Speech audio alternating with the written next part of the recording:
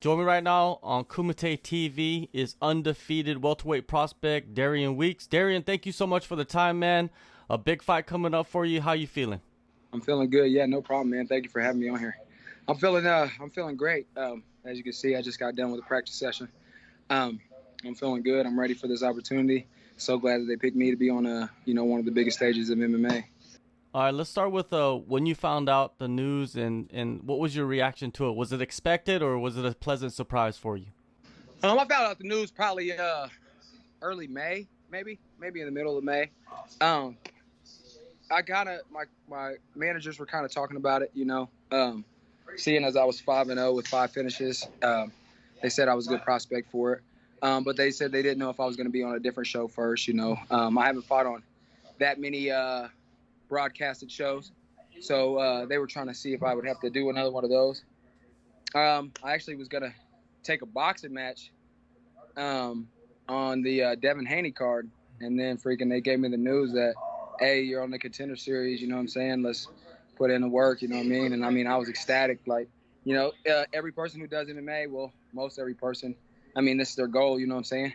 To reach that peak level, and to get to perform with the best and in front of the best. So I was very, very excited. All right, before we get into all that, let's talk about your amateur career, man. You had a long amateur career, and I feel like that's so beneficial for a lot of fighters because some of these fighters that jump into the pros immediately, it almost seems like it's too much too quick. How important was the development for you in the amateur leagues? I tried to do my best to have a long amateur career because I wanted to get all the tweaks out, you know what I'm saying? All the little mistakes that I would normally make up against opponents. I wanted to make sure that I got to see every face of an opponent. I actually did a tournament, a couple of them actually, overseas in Bahrain. It's called the IMMAF tournaments. So they got to let me see a bunch of different fighting types, because people from all countries were over there, you know what I mean? Kazakhstan, Asia, all that. So I got to see all different types of fighting styles. And not only that, it just let me know how it feels to fight at a high level like that. They had it really high level over there in Bahrain. They had it broadcasted. They had the cameras there, so it got me ready for that next level stage. Without me being on the next level stage, it got me to prepare for mistakes that I may make. And then, that's why I feel like I'm undefeated now because, I made sure I got those mistakes out the way and, didn't look back. What do you feel like you tweaked the most throughout that amateur career? The most I got out that amateur career was experience, and I also, it was, just bodies, you know what I'm saying? As you see at the UFC now, they have 27-2, 24-6, you know what I'm saying? They have all of that, all of those criteria, you know what I'm saying? All those matches behind them. And now that makes me just as comfortable as they are stepping in the cage because basically that's what my record is, you know what I'm saying? With the 27 and whatever, 21, I think it's 21-4, I think it is. So, that makes me just so much more comfortable stepping up against guys who I know have seen as many bodies as I've seen. Yeah, the IMF World Championships in Bahrain, it's another animal over there, man. You have to fight multiple days in a row, and like you said, there's people from all over the world, guys that you'll probably end up facing in the UFC eventually, you know what I mean? And what was that experience like, flying all the way across the planet and having to fight like it's some movie? It's like a movie over there. Literally, yeah. I was just about to say, I see that Bruce Lee, I think it's Enter the Dragon poster on your thing.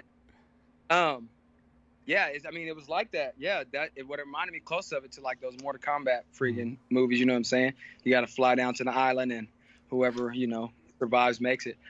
It was really mentally taxing, It put me in a mindset where, you have to go halfway across the world to people you don't know, in an environment you're not comfortable with, in food that you've never eaten before, you know what I'm saying? And still keep your nutrition up, still have to work out, you know what I'm saying, in an atmosphere that you've never worked out before, you know what I'm saying? In Bahrain, it's heat, you know what I'm saying? It's ridiculous heat, you know what I mean? So you have to still keep that mindset, that, strong-headed mindset to go win and go, develop yourself, even though it took you out of your environment and placed you in a whole different mood, you know what I mean? But at the same time, I feel like that's what primes me for that next level, You'll get that a lot. Like they fight out in I think Abu Dhabi, they've been fighting out in Abu Dhabi, you know what I mean? They'll fight over in Russia, they'll do that. So it gets me to be aware and used to, oh, okay, just another plane ride, go over here, practice where I'm not comfortable, but go ahead and get the W. After those 2 tournaments, you did turn pro 2019. Was that the main reasons? Is because you went through all of that and there was nothing else left to prove? Why did you turn pro at that time? Yeah, exactly. I turned pro just because, you know, I felt like I did it all, you know. I felt like kind of that now or never moment, you know what I mean? I've done everything I could do up to that point to get better, to get stronger, you know what I mean? So it's now or never, you know what I mean? Turn pro, let's go ahead and test those skills out, or, you know, be done with it. So I went ahead and turned pro, and I mean, that was the most exciting day of my life too, you know what I mean? Especially the finish just kept rolling in. I was like, okay, you know, I'm built for this. Yeah, but not long after you turned pro, or the year after you turned pro, the pandemic hit. How did that impact your life inside and outside the cage? Outside the cage, not too much. I own my own business, so it was easy enough for me to try and keep going, you know what I mean? Business slowed down a little bit, but all I did was substitute that for training, you know what I mean? Business slowed down. Well, when there's nobody there, then let's get this work in. So it kind of made me kind of advance myself a little more. Inside the cage, it slowed me down a lot. I had a lot of opportunities coming up with Shamrock and a couple other local promotions here in the Midwest. They got, you know, flattened out because, you know, nobody was doing shows. So it did kind of take the experience away. But then again, I had to look back and say, hey, look, I got a ton of experience. I know what it's like in that cage. You know, I know what it's like against another opponent. So I just used it to my advantage to just train as hard as I could. And when I came back out of the pandemic, I got another finish and then another finish right after that. For sure. Like you said, finishes on top of finishes, 5-0. Which fight is, you know, are you most proud of so far? My most proud moment, besides being in the LFA cage, because I really did like being in the LFA cage. It wasn't the opponent that I wanted to be up against. But, you know, shouts out to my opponent too, you know, no disrespect. But it was fun. But my biggest accomplishment, I fought a guy named Dustin Parrish. He had followed a couple Bellator vets, got a couple W's over them. He was 8-3 when I rolled up against him. And he was a black belt in jiu-jitsu. So, you know, I felt like I put myself to the highest test there. And to come out with a finish on top of that and the way I did too, I mean, it was a gruesome finish. You know, I was on top of him. I mean, bleeding him out with elbows. That was my proud moment. That made me know, you know, I can jump up, you know, to guys who are 6-7 fights ahead of me and be okay. You know what I mean? I still have that skill and I still have that mentality to accomplish anything that's set in front of me. You've been dipping your hands in boxing as well. You know, how beneficial has that been, training that sweet science? Oh, I mean, I feel like if other fighters ain't dipping themselves in some other kind of combat sport, you know, they're missing out. It's a different type of animal, boxing is, and I had to learn that real quick. You know, standing up, banging for that long, it puts your arms at a different level of conditioning. You know, it puts even your head movement and your lower body at a different level of conditioning. You know what I'm saying? You don't get that time to take somebody down, rest your lower legs or rest your shoulders. You know, you have to be firing on all cylinders. You know, you have to be moving your feet at all times. So it got me primed and ready to, you know, be able to square myself around the cage, you know, move my feet at all times. I don't have to stand in one place. I can throw these combinations, you know what I'm saying? I can go ahead and evade punches, you know what I mean? And stay bringing my combinations along with my feet work. Hewlett House MMA, that's your gym, right? Heck yeah. Yeah, so MMA. What's the origin story for that? Boy, the origin story is we're a bunch of savages, animals out.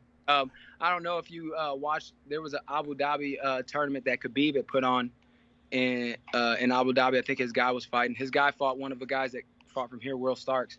And I mean, that just, you know, shows, if you go back and watch that shows the level of guys that we have in here. You know what I mean?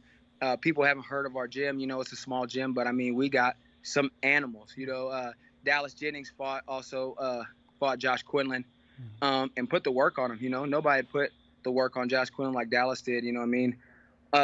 Unluckily, he took that fight on 2 weeks' notice, so he came out with a loss. But I mean, as you can see, we work here. You know what I mean? We push the pace.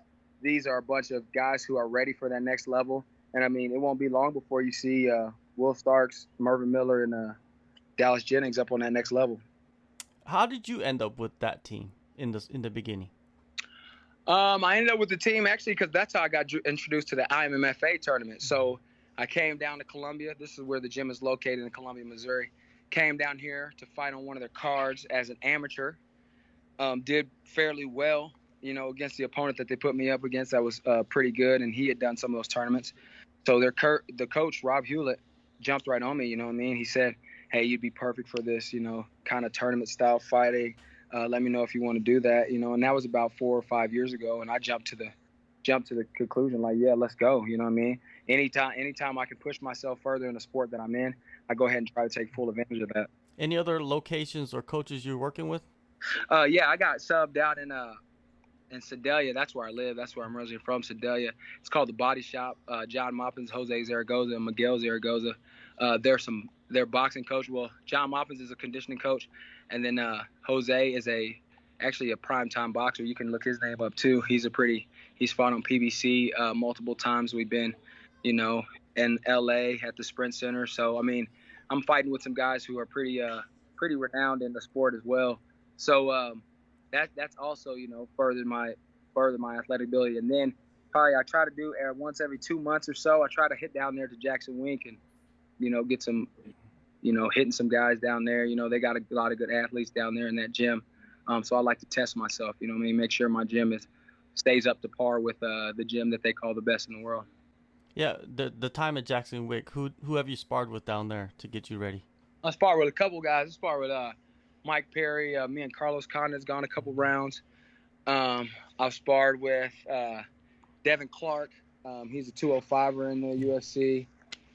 Let's see. I've sparred with a couple Bellator guys, Aaron Pico. Who else is down there? It's been multiple talents down there, really. They have a new fighters cycling in all the time, you know what I mean? Because everybody wants to test themselves, especially where the elevation is. It really tests the mentality and the body shape of a fighter going down there to practice. For sure. Now, you're facing another undefeated prospect, a guy your team is familiar with. You mentioned him earlier, Josh Quinlan. What is your breakdown of him and his skill set? He's a strong guy, I don't take anything for granted when fighting him, you know what I mean? He's a strong guy. He's a powerful opponent. But at the same time, I feel like his game plan matches well with my game plan. He does things that leave openings for my game plan that I'm able to attack. He does things, not meaningful, but that I see that are good spots for me to, make a plus on, you know what I'm saying? Take a good advantage of. So we've been sitting down here, studying him and making sure, we break him down to the T. And I feel like, we're going to come on top, and I don't see why I shouldn't get another finish this fight. Did you go to Vegas to do the PR and everything, to film stuff? How was that experience? It was a good experience. Something I never really done before, being this is my first time at this big of a promotion in the fight game. Never really got to do, the setup that they had me do. So, I mean, it really made you feel like it kind of primed me for the fight. It kind of lit that fire in me. And, it let me understand, like, hey, this is it. This is the top level. This is where we triumph. This is where everybody knows your name. So right here is where I put the work in. What are you envisioning for your performance against Quinlan? Like I said, I'm envisioning I can tack a lot of things that he leaves open. There's going to be it's going to be a brawl. I don't doubt none of that, at any point. I'm envisioning a high level chess match. But at the end of it, you know what I mean? I'm envisioning with a finish. You get into the UFC. What do you feel like separates you from all the other welterweights in that division? First of all, my team, a lot of people don't have the team I have, the diverse team I have, height-wise, athletic-wise, build-wise. Also, a lot of people don't have the grit that my coaches, my teammates, and just overall my neighborhood has put in me. You know what I mean? I got a kind of grit that, won't go away. You'll see me in the third round. You'll see me in the fourth round, fifth round. If I get in a main event fight, you'll see me there. And not only will you see me there, it'll be devastating for you when I'm there. So I feel like that's a lot of things that a lot of fighters don't have. They kind of die off, or they kind of get on autopilot mode when they get onto those later rounds, or when they start feeling like they win a fight, even if I feel like I'm winning, I'm still pressing the button. You know, there's no reason not to. All right, one last thing before I let you go. Any fights, any matchups that you have on your radar once you get into the organization? Yeah, I got a lot of radar fights. I got a lot of people, you know, I'm coming after. I won't premature it, you know what I mean? Go ahead, and if we do this interview again after my W and at the Contender series, I'll let you know exactly who I'm gunning for, but just let them know the welterweight needs to watch out for me. You know, Darian Weeks, if they need to look me up and start studying film now, go ahead and do that because I'm coming. All right, man. September 7th, Dana White's Contender Series, Las Vegas. Thank you, Darian, man, for the time. It was good to catch up with you, and good luck on your journey, man. Thank you for having me, brother. I appreciate it. It was a fun time.